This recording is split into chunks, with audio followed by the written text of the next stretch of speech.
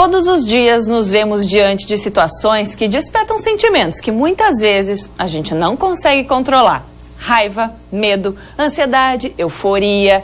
Mas apesar de não ser tão agradável, eles têm funções importantes para a nossa sobrevivência.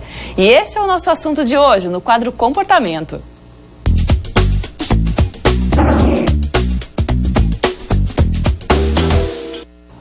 Doutor Ricardo já está aqui comigo para a gente falar desses sentimentos. Doutor, aliás, quem estiver em casa e quiser mandar a perguntinha, pode mandar. Olha o telefone na tela aí, 988-719831. Você manda seu WhatsApp aqui, doutor Ricardo responde, tá bom? Tudo bem, doutor? Seja bem-vindo. Muito obrigado, tudo ótimo.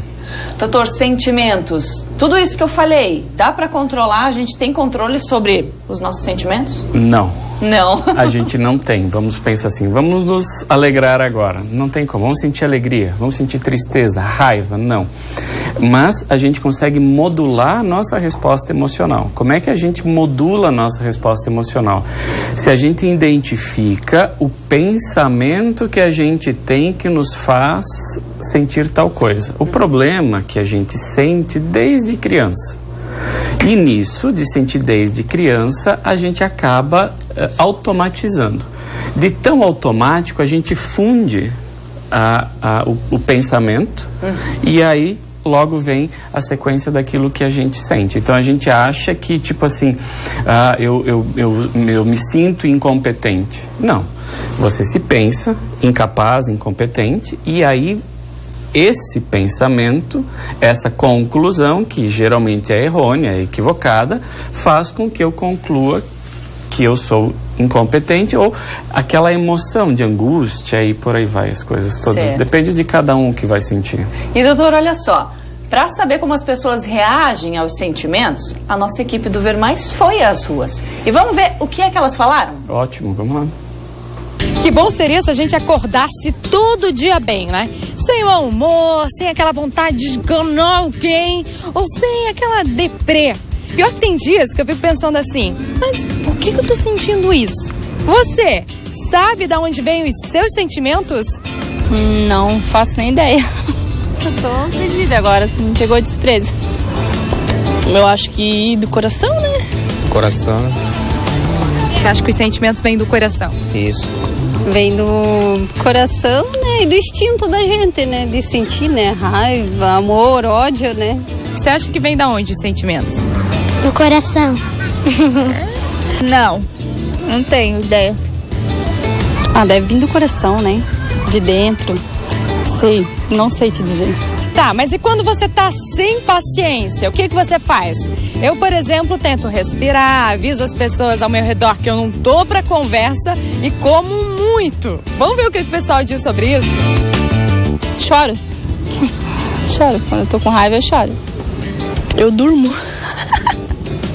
Dorme? Eu durmo pra esquecer. Às vezes eu brigo, xingo, né? É normal de nós ser humano, né? Fico parada e fico pensando às vezes. Faço alguma coisa em casa pra mim não descontar nos outros, senão aí eu desconto nos outros. A raiva que eu sinto assim. Canto. Adoro cantar. Quando estou falando com meu Deus, sei que Ele ouve minhas orações. E agora, doutor, o que a gente faz? E agora, doutor? Viu só? Então, às vezes, Gisele, eu fico pensando que a gente tinha que ter uma matéria na escola desde pequeno que ensinasse a gente a entender de que as emoções vêm a partir do que a gente pensa. O problema é que ninguém passa essa informação. E aí a gente acaba sendo meio que um analfabeto sobre si mesmo.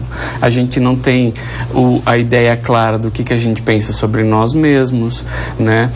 Sobre o que a gente pensa dos outros, sobre o que a gente pensa no mundo, né? Eu até faço uma sugestão para o pessoal em casa, assim, responda, né? Complete você mentalmente. O mundo para mim é...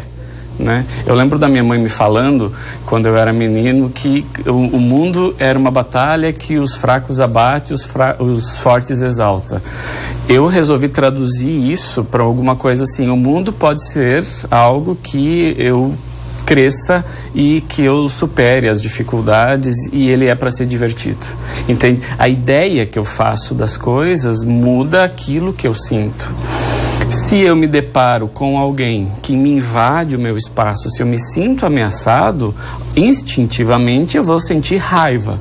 Para que a gente sente raiva? Para lutar ou fugir, né? Mas nas situações do dia a dia, se alguém não me escuta, se alguém não dá conta daquilo que combinou comigo, a raiva não vai me ajudar a resolver o problema. Então, a raiva vem da interpretação que eu dou da situação. Se eu estou ameaçado, eu sinto raiva. Se eu estou com medo, possivelmente eu me julguei incapaz de lidar com aquilo e eu travo, né? Não enfrento. Por exemplo... Então ali o pessoal perguntou, a Fran perguntou pro pessoal, de onde vêm os sentimentos? Muitos falaram do coração, do instinto. Então, na verdade, a gente tem que parar para pensar de onde está vindo e ir lá trabalhar essa questão. A pergunta... Porque se eu sinto medo, eu me sinto incapaz? Na verdade, eu me penso incapaz e eu sinto o medo. Só que isso está tão embrenhado, está tão junto que eu não consigo separar. Mas instantes, frações de segundos antes de sentir medo, eu julguei que eu não dou conta daquela situação. É assim, é sempre o pensamento, ou seja, o que passou na minha cabeça, né? E as pessoas não param para pensar sobre os seus pensamentos. A Jaine mandou uma pergunta pra gente, doutor. Obrigada, Jaine. Como controlar a ansiedade? Vem da mesma forma como controlar o medo, como controlar a raiva, ou a ansiedade é diferente? A ansiedade é diferente. O medo, eu posso ter medo de andar de elevador. Então, como é que eu vou... Porque o medo, eu tenho medo de algo. Certo. Eu tenho medo de ladrão, eu tenho medo de altura, eu tenho medo de andar de elevador. Então, eu vou me expondo gradualmente àquilo que eu tenho aversão até não sentir mais nada, né? Dessensibilização, esse é o processo. Já, por exemplo, a ansiedade geralmente vem por conta de se pensar incompetente. Então, qual que é a dica que eu faço? Primeiro, nunca tente controlar a ansiedade. Nunca. Isso não funciona, tá? É que nem eu pedi para vocês, não imaginem uma rosa vermelha. Faz força e não imagina, mas ela fica vermelha e mais se forma na minha mente. Então, o que a gente precisa fazer? Anote todas as tuas preocupações, porque essas preocupações são ideias, né?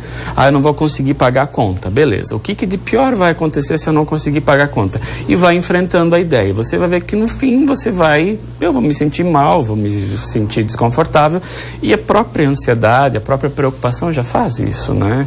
Então, enfrente a ansiedade, aceite o que você sente, tá? Uma questão importante, Gisele, para o povo em casa saber, e para a gente também, assim, sensações, frio na barriga, dor, calor, boca seca, isso são sensações. Certo, muito comuns. Que são diferentes de emoções, tá? As sensações tu precisas do corpo para sentir. As emoções, elas já são mais mentais. Perfeito. Subjetivas. Doutora Mona Lisa também mandou pra gente. Obrigada, Mona Lisa. Estou grávida e sinto muita raiva e vontade de chorar. Quero saber o porquê disso. Então, me responda o que passa na tua cabeça naquele instante que tu sente raiva ou vontade de chorar. Possivelmente acontece algo que ela pensa que deveria ser diferente, ou desse jeito não tá certo e eu não quero assim. Geralmente, de uma forma bem abrangente, toda vez que a gente fica com raiva, é assim, a gente não aceita aquilo que a realidade está nos impondo. O fato de ela estar grávida acentua esse tipo de sentimento? Possivelmente, porque a variação hormonal é muito grande, né? As grávidas, a gente tem que dar um desconto bem grande, elas merecem realmente um tratamento diferenciado, porque assim, muda tudo, né? Você tem um corpo estranho, que é o bebê, o organismo muda a quantia de sangue, muda as juntas, entende? E tem todos os hormônios ficam alterados, a gente tem que ter bastante paciência, então força lá e aceite. Vai passar, o importante é não tornar esse sofrimento muito maior, né, doutor? Porque a gente acaba fazendo com que tanto o medo, todos esses sentimentos, a gente exacerba. Né? A gente torna eles muito maiores do que são. E quando de fato a gente enfrenta a situação, a gente vê que não precisava ter sofrido tanto. E geralmente é assim. A questão é que a gente tem um ganho em se preocupar. né? Se preocupar, num primeiro momento, diminui a nossa ansiedade. As pessoas acham que se preocupando, elas estão se capacitando a lidar com o problema que vem. Isso não é fato, né? E aí a gente entra no automático, a gente não pensa mais e daí gasta menos energia e acha que vai ficar melhor assim, enfim, gasta muita energia a gente pensar sobre o pensamento. Exato. Mais uma pergunta, doutora Kalinda. Obrigada, Kalinda. Minha mãe tem medo de carro, avião, elevador, trovoada e por isso não sai de casa por nada. Não se relaciona com as pessoas. O que seria isso, doutor? Então, me parece que ela tem uma coisa que a gente chama de agarofobia, tá? É muito comum a agarofobia evoluir de quem teve síndrome do pânico, né? Eu tenho, por exemplo, uma crise, um ataque súbito de ansiedade, de medo intenso que veio do nada. Entende? Eu posso às vezes até estar dormindo.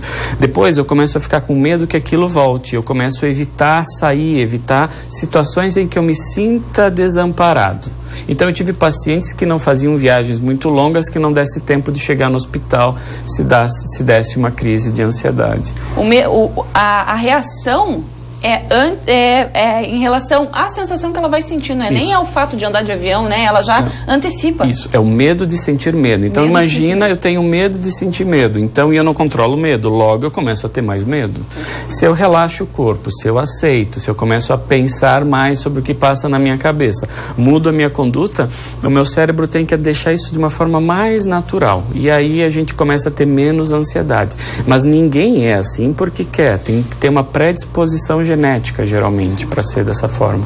Mas o importante também é ficar consciente dos nossos sentimentos, né, doutor? Sim, por isso que é interessante a gente meditar. Meditação não tem nada a ver com budismo, nada assim. Meditação é você sentar, não deita, senta, fecha os olhos e relaxa o corpo e só se observe.